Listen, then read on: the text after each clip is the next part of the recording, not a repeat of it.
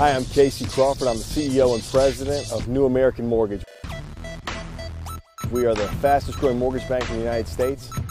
Formerly, I played with the Carolina Panthers and the Tampa Bay Buccaneers and enjoyed a Super Bowl run with the Tampa Bay Bucks. New American Mortgage is one of the fastest growing mortgage banks in the United States, and we will close about $1 billion in mortgages.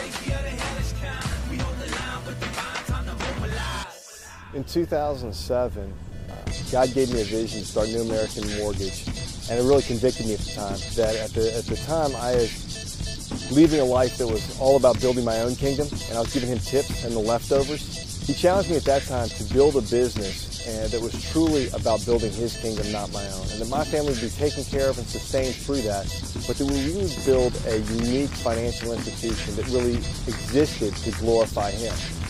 Our vision, our passion, our goal, our hope is that our company will serve as a platform that gives people the opportunity to use all the gifts, talents, resources, and passions that God has given them to glorify His Son. What I want to do is help people use all their resources, their power, their money, their influence, their time, their gifts, their talents to glorify Jesus Christ, God's Son. God is all about the glory of His Son. We need to be all about the glory of His Son, and I want to create a platform that allows my people to use their gift to do just that.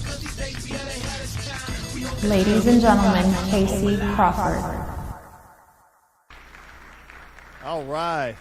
The first three speakers did not need notes. I did play football, had many concussion moments, and I will have a Mac up here with me that I'll be referring to often. How many in the room were invited by David or Jason to this thing? Okay, 95% of the people. How annoying are these two brothers?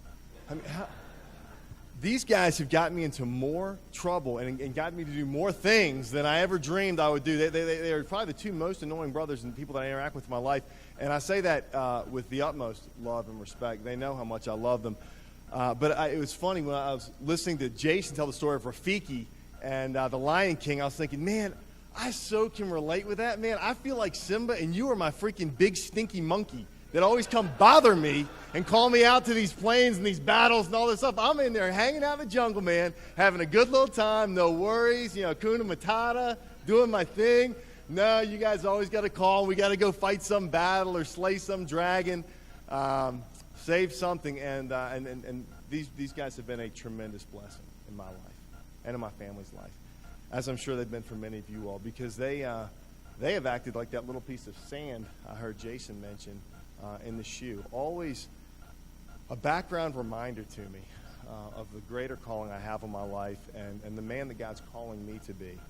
I love surrounding myself with people that are making more courageous decisions in their lives than I've made in mine. And I certainly put those two guys in that category. They are men who make me want to be a better man, in the words of Jerry Maguire. But today, as we talked about Crave, and Crave's really been one of these concepts for me, guys. They were preaching to me, and if you're friends with Dave and Jason, you've heard sermons often. They were preaching to me one day in their office about this concept, Crave.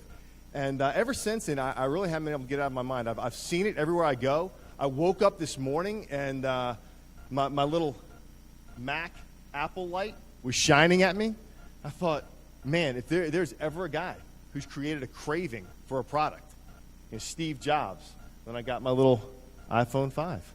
I craved. I have no idea why. No benefit. It's a half-inch longer. That's all we got out of it. But I craved his products for some reason. They were going to enhance my life in some way. And this concept of craving is powerful. I've never let them put their fingers in my mouth and touch my palate, but I've certainly been inspired by some of the cravings, and we share a lot of similar passions. So we have had a lot of neat success as a company. I got some good football stories and had some opportunity to have some neat success in that arena and realm as well. And we're going to spend some time in the Q&A section after that. But what I really wanted to focus on today was what it is we have a craving for. I think craving is a uniformly powerful concept. Steve Jobs understands craving. He understands creating a craving in the marketplace and the power that's within that. Right, because God's laws are universal, right? They're not just specific to Christianity or the Christian or the church. They're universal. Craving is a powerful concept, but what are we creating a craving for? What are we creating a craving for? And the first point I'd like to talk about is that we need to be creating a craving for Christ. We need to be creating a craving for Christ in the people that we lead. Anything else is idolatry. Any other craving or passion I incite and inspire and encourage my people towards other than Christ and God, who he created them to be, it becomes empty idolatry. And I would shudder to think that I'd stand before you today and talk about a bunch of worldly success and great fun things I've accomplished that God's allowed me to do for his glory, and have you think they were about how to chase false idols, how to get to the end of the rainbow and find that pot of gold at the end of the rainbow. I will talk to you about how God has equipped and given us a platform to do some neat things to bring him glory. And that's the first point I'd like to make, is that you will be conformed by what you crave. You're going to be conformed to it. I will wake up in the morning craving my apple. My wife's here this morning, and we have two beautiful daughters. Our first one is Katie, and we had a lot of fun learning how to be parents with Katie. And one of the first things they tell you is that they actually start to go through this concept of get your kids eating vegetables, right? And Steve and Jess are going to get up here, and I hope they talk some about this paleo diet. These folks have an amazing view on nutrition, and my wife does CrossFit with these guys, and very health conscious. And we said, we know we need to have our children healthy. We need to have them very healthy, right? So we need to create this craving for vegetables. So they tell you, hey, give them a little bit of green beans, and then give them a little bit of spinach, and give them some of the mashed peas and all this stuff. Has anyone gotten their kids to like the veggies? Has anyone done that? Steve and Jess probably have. They have like paleo kids. We weren't successful, okay? We tried the green beans. They spit them all over us. We tried the peas, nothing. We wouldn't let our kids starve, so Michelle finally found sweet potatoes, okay? We had mashed sweet potatoes. We started giving Katie mashed sweet potatoes. Man, she loved them. She was housing sweet potatoes. So we'd go through cans of mashed sweet potatoes. I'd get home. I was supposed to try the peas again. It didn't work. Michelle wasn't there. I went right back to the sweet potatoes. It was my turn to try something else. We were doing nothing. And I don't think the other one knew that the other one kept feeding sweet potatoes. We were all supposed to be rotating, but the sweet potatoes were the easiest thing. Our daughter had a craving for sweet potatoes. This is going somewhere. 2 weeks later, we started noticing, we're like, gosh, man, for a newborn, her color is wonderful. Gosh, she's got this glow to her that is so healthy, and just a nice, just showing like a newborn little baby, a nice tan to her. Another couple weeks went by, and man, that tan started to turn to an orange hue, and our daughter was turning orange. Okay, she was eating so many sweet potatoes that she actually physically, her skin began to turn orange. I don't know how that works scientifically. I know it happened. Okay, our daughter became conformed to her craving. Her craving for sweet potatoes, and that ingestion of all those sweet potatoes began to shape what she actually looked like. She was ingesting them; they were coming out her skin. And the cravings that I want to incite in the people that I lead are for our Creator, and the one that built them and made them, and the only one that can sustain them, and the only one who, when they emanate who He is, when as Jason said, man, when that living water is flowing through them so fully that it just starts to pour out through their skin, they start to look like Christ. They start to be Christ to the world they're in. And that's a pretty lofty thing to say, and it's kind of a hard thing for me to say, as there are people in the room that I lead, and I don't know if they'd say, oh man, you led me to be more like Christ today. But man, if I'm not waking up trying to accomplish that end, I'm leading towards idolatry. I'm leading towards something that's going to turn their skin orange. I'm not leading them towards that living water, and I need to be leading them towards living water, Christ. Second point, be careful what you crave. We do know that this is going to conform us, right? And man, David was talking about the little things you do, with your kids, and what your kids look up to, and how they start to associate and crave the things that you might expose them to. When I was a little kid, I loved the Washington Redskins. I grew up in D.C., loved the Washington Redskins. Who doesn't? Loved football. I don't know how many other little kids did this. I can really relate some of the passion around sports. And I wanted to be an NFL player. I wanted to be a Super Bowl player. We'd go tell my teacher, I want to play in the Super Bowl. They go, you can't play in the Super Bowl. You're not going to be in the NFL 1/2 of 1/10 of 1%. Da, da, da, da, da. I said, well, you know what? I just really feel equipped and called, and I love it, and that's a passion I have and want to go do. Sports are a great thing. Sports are a really great thing when they point us towards Christ. Seems odd. I'll tell you how I'll get there in a minute. I got to see firsthand in the NFL how destructive sports can be and what an idol they can be in most men's lives. They can tear families apart when that craving is misappropriated, and we have a craving for the wrong kinds of things that don't really sustain and satisfy. I love the story about Jeremy Lin, and I love C.S. Lewis's quote, right? Every good story borrows from the great story. And what do most people look at and love about sports? They idolize, it's the big game, right? The comeback, the thing. Jeremy Lin is the perfect, I'm just going to steal that example because it actually fit better than what I was going to use. He is the quintessential example of what we love about sports. The season, the team starts with all this hope and kind of a level playing field, right? And then immediately the kickoff happens, the ball's tipped, whatever, and there is chaos. It begins. The struggle begins, and the battle begins. And as that battle rages on, as fans of our team, what we love is to see an epic battle where our team gets down, where they're behind, where they have no hope, where it seems like all is lost, and then what happens? The comeback. The comeback. Everybody remembers the comeback. We all talk. The Flames had no comebacks against the Cavaliers where I played. We would just beat them into the dirt. But everybody loves a comeback and a comeback story. Because in a comeback story, all seems lost. At the moment of where hope is lost, a hero rises up. The unlikely hero rises up. And man, I'm not calling Jeremy Lin Jesus, but if there is a parallel to what Christ, his walk, and what an unlikely hero he was, it's a Jeremy Lin. Nobody wanted the guy. He wasn't anyone's first pick. He's not who they were looking for. He's not who they chose, but he was the hero they needed. And he was it with integrity, right? And it's a loose parallel, guys, but that resonates inside our hearts. That great story resonates because it's God's great story. That's what is exciting to us, seeing the underdog win and seeing the guy who we're all pulling for succeed. It's because it resonates as part of the great story. Now, where most people go with sports and with money and things is they start to worship the created, not the creator. It becomes about worshiping Jeremy Lin, not about the way that Jeremy Lin points us to Christ. It's all about Jeremy. Problem with that, Jeremy's going to disappoint. Jeremy's never going to Jeremy's going to let us, he's going to miss that shot at the end of the game at some point. He's going to fall. Jeremy's probably a wonderful guy, but he's sinful like the rest of us. There are things that are going to happen in Jeremy's life that disappoint us. And I did get to see a lot firsthand of guys that disappoint in that way. And one thing I never want to do is lead my people to a belief that worldly success or affluence or money or power, which are all created things, are ever going to sustain them the way their creator will. So I don't want to point them towards the created. I want to point them towards the creator. I saw this most powerfully, and a couple guys have heard this story. I was playing in the NFL, and I was fired from the Panthers. They cut, transferred. I was NFL. I was fired. Signed the next day, thankfully, with Tampa Bay Buccaneers, and got down there to practice. And we had the best coach in the NFL. Paid $8 million for this guy the year before. His name's John Gruden. If you guys see him on Monday night, he is fabulous. Unbelievable football coach, fantastic leader, amazing tactician. And I was really honored to be on the guy's team. I show up for practice.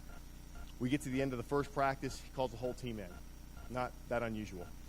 And all the media standing on the left side of the field. He draws us in. This guy understood craving. Man, he understood some perverse cravings, but he understood craving. He drew us in, got down on a knee, looked around. Said, men, we're going to win a world championship. We're going to do it with this group, and we're going to do it this year. Played a lot of sports. I'd never had a coach the first practice of the first season draw us in, tell us we were going to win a world championship this year. Pretty bold statement. And you kind of heard the murmurs. He goes, you guys don't believe me, do you? Get a little closer. This stays right here. He goes, we're going to win a world championship. We're going to do it with this group, and we're going to do it this year. It stays right here. It's in the family. You don't go tell the reporters. We're going to do it. Man, first time you hear that, it put a little taste in our mouth. A little taste. Yeah, I like the sound of that, coach. Win a world championship. This group this year, I get a ring? Come on. Next week, same thing. Right here, stays here. We don't tell them. It's in the family. We're going to win a world championship. We're going to do it this group. We're going to do it this year. For 16 weeks, we ended the first practice of the week every week with him drawing us in and putting a taste in our mouth for a world championship. He created a craving for a world championship that was insatiable in us, okay? All we worried about, there was a big boulder. The theme of the year was pound the rock. We'd come out and beat that rock knowing we were going to win a world championship with this group and we were going to do it this year. No questions asked, no questions in our mind. The end of that year, we played the Raiders in the Super Bowl. We won a world championship. We did it that year. We did it with that group of guys. He's the youngest coach in NFL history to win a world championship. He did it in his first year with a new team. This was his dream from the time he was 12 years old. Got to stand on the stage with Bon Jovi at the 50-yard line after the Super Bowl singing "It's My Life," holding the Lombardi Trophy. You think it didn't fire up a kid that wanted to play in the Super Bowl their whole life? Pretty amazing experience, right? 8 hours later, we woke up. We got on the plane, and we're flying to Tampa for a celebration in the stadium. They packed out a 100,000-person stadium to celebrate with us. And I watched this fantastic leader, passionate man, masterful tactician who had desired his whole life to win an NFL Super Bowl, stood up 3 rows ahead of me on the plane.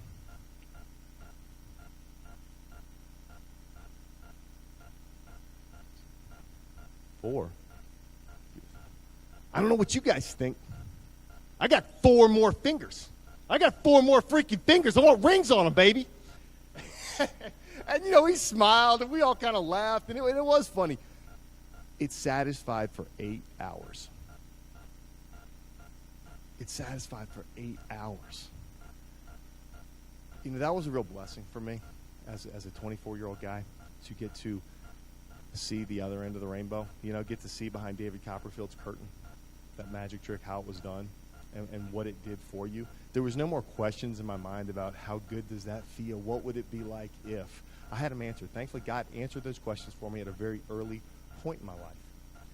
And that has really been a huge blessing for me. And that if I could encourage you and leave you with something, that's one of the things I want to encourage you and leave you with today. I've really been fortunate to get to experience some things that were outside the ordinary at a fairly young age. And what that experience has given to me is a fairly unique perspective about the gratification and the eternal significance and the satisfying effect of some of these great worldly attributes that we all worship of money and power and success and fame. And I can tell you, I got to hear Darryl Green during that Super Bowl, and in the speech that he gave while I was warming up, I remember him saying, while I was stretching in the Super Bowl, he said, he had a foundation at the time, and he was one of my boyhood heroes. Thought he was just a wonderful football player and guy. He said, I played in 2 Super Bowls and won one or two. So, but neither one of them meant as much to me as what I do right now, running my foundation, helping children learn to read and leading to Christ. I remember hearing that. I said, man, if I can align myself around some qualities like that, we'll be well served. And that is what I really want to lead my people towards, never towards some of these pitfalls that I know don't satisfy. Third point and final point we'll wrap up is caring enough to share your craving. This is one I'm preaching to myself on, and I'm going to talk a lot about David and Jason here because they have been a real blessing to me in my life in this regard. When I first met David, we had a little mortgage company, about 15 people in it, and 4 years later we're at 1,000 now, so we've had some crazy growth. And at the time, I was doing all the sales calls, and I was trying to set up every real estate account, and we were scheduled to meet at Panera Bread. And all I knew about this guy, man, it's this great real estate company, it's a fantastic real estate company. They have 100 offices around the U.S. Jason this year was the number 2 realtor in the world. Don't know if any of you guys know, number 2 realtor in the world. I don't know what he was that year. And I knew I had 5 minutes to impress this guy. Okay, I had 5 minutes to really impress this guy because I wanted to do business with him very badly. So we walk in, we sit down, and man, I can get a word out edgewise. The guy sits down and goes, "I understand you're a believer." Yeah, man. Are you a kingdom-minded believer? And just goes into this wonderful, encouraging, convicting speech about what it means to run a kingdom-minded business and how we're called to greater places, doing all these things. I think I just kind of nodded along and, was a little dizzy at the end of it. And at the end of that speech, David decided, well, you and I, we're like-minded. I don't think I said anything. I just didn't get up and leave. And so he drags me out of that meeting. We go down to his office to do some business together. And, the guy had the courage to create a craving in me that had eternal significance. He had the courage to do that. And what he walked into that meeting wanting to do was bless me. What I walked into that meeting wanting to do was impress him. Okay? I was going to impress David with all this stuff. He didn't walk in wanting to impress me. He didn't care if I liked him or not at the end of that. He walked in wanting to bless me.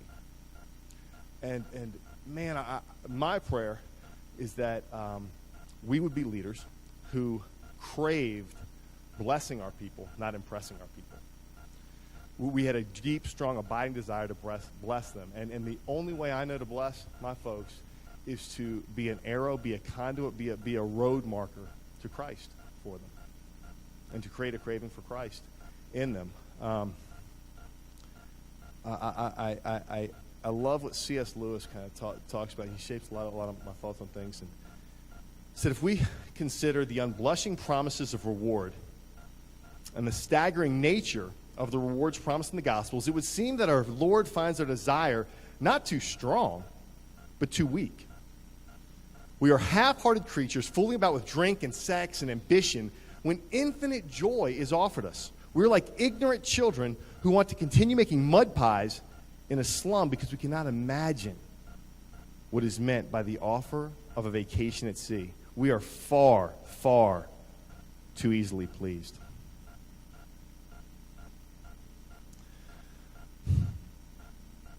When Christ was asked, I went a little over here in my time, but when Christ was asked two greatest commandments, he said, hey, love the Lord your God with all your heart, soul, and mind. The second is like it, love your neighbors yourself. On a bad day, when one of my team members looks to me and maybe has reached a point of success in their career, which really happened really interesting recently, and said, I've made all this money. I made more money this year than I ever dreamed that I was going to make. And it's funny, it's not doing for me what I thought it was going to do. I just want more now. I just want more. And he said, I know you've talked to him about that. He goes, what's that mean? And on a bad day, my response about the kind of the purpose in life and finding fulfillment will lead him towards that second answer. He said, give some. Give. Invest in your community. Invest in those around you. It's a good thing to do. It is a good thing to do. God called us to do that. On my best day, man, I'll point him to the cross. And I'll point him to Christ. And tell him, man, there's a place you can get living water that will quench forever, that will never dry up. And it's not just in giving. Warren Buffett is part of the Billionaire Challenge. I got to sit with some guys a couple weekends ago that are part of this Billionaire Challenge. And they are going to give all their wealth during their lifetime. It is a wonderful thing to do. It is a praiseworthy thing to do. But it is not the most important thing that we all need to do and all need to lead. I hope my time with you this morning, if I've invested it well, I've invested it in leading you towards Christ and creating a craving for Christ and creating a craving to live more for him and his glory, not for the false idols the world would hold up that don't satisfy. Thanks for your time this morning.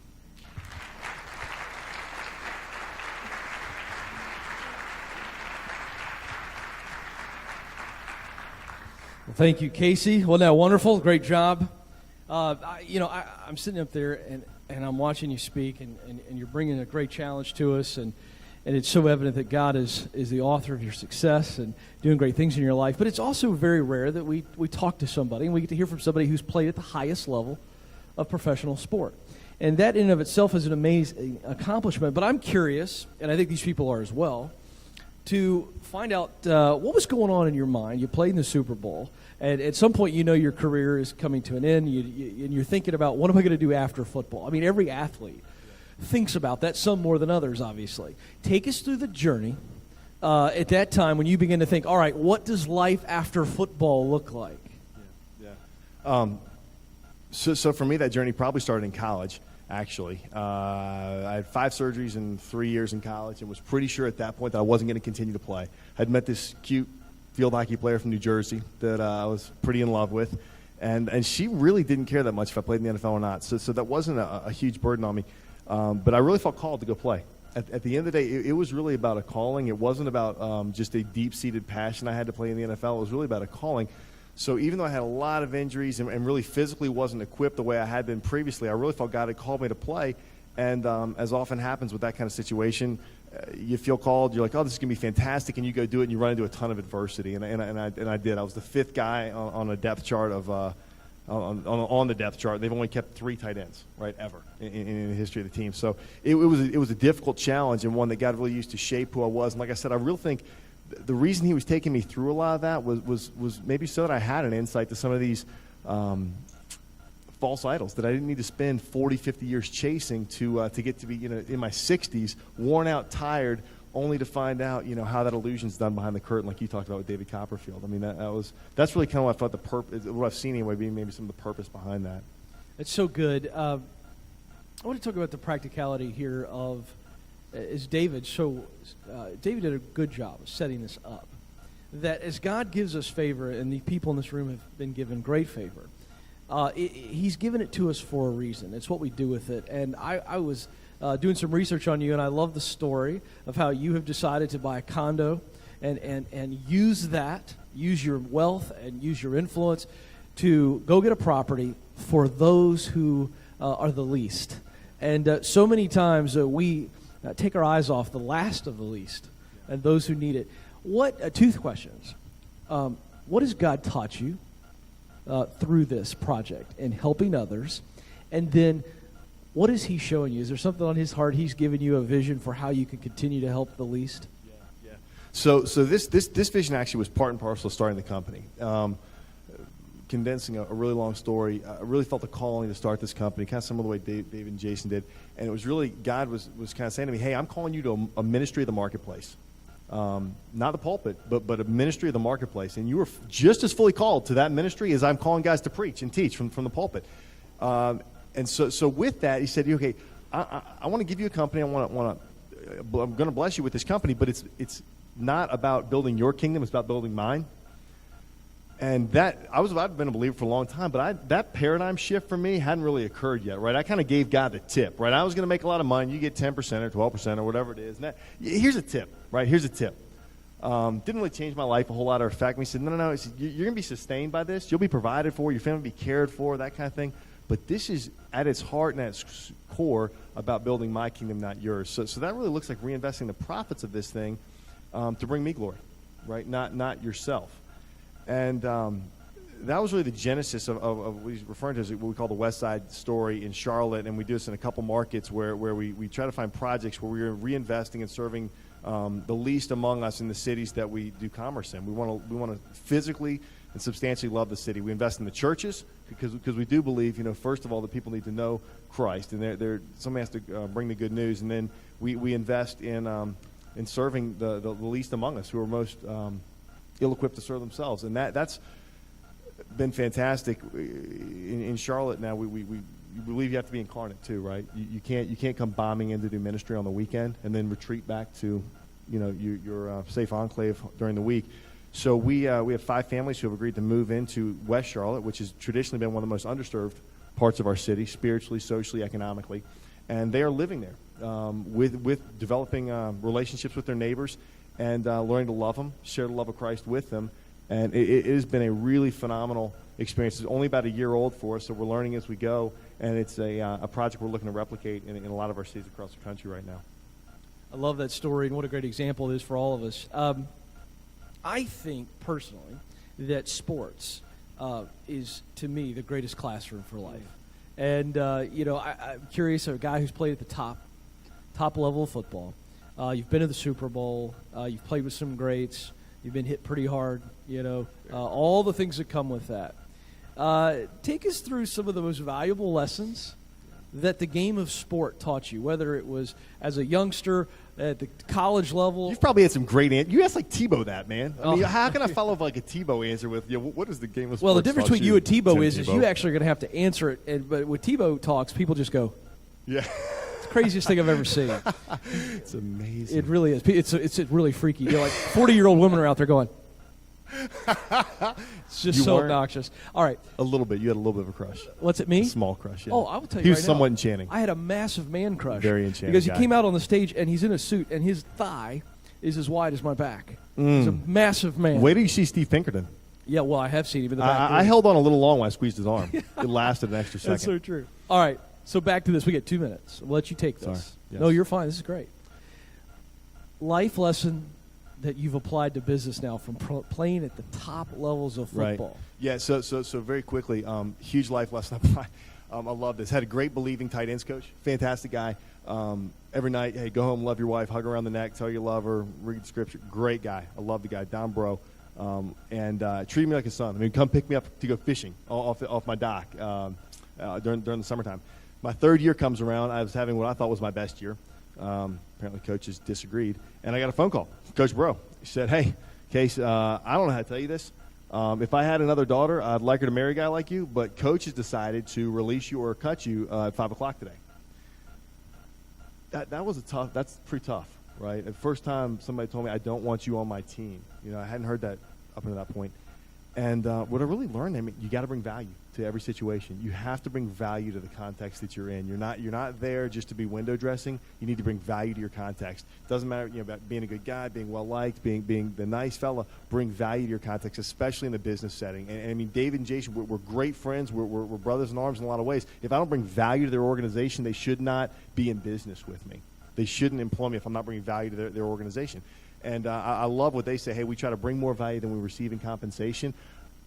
What a wonderful concept to grasp. If everyone grasps that in their own jobs, in their families, in their lives, bring value to your context. That was a lesson that was hammered home, seared into me when I was released by a guy I knew that loved me, really did, really cared for me, but I didn't bring the appropriate value to the organization. Good stuff, folks. He is Casey Crawford. Crave, will you join me in giving him a very warm thank you for being with us today?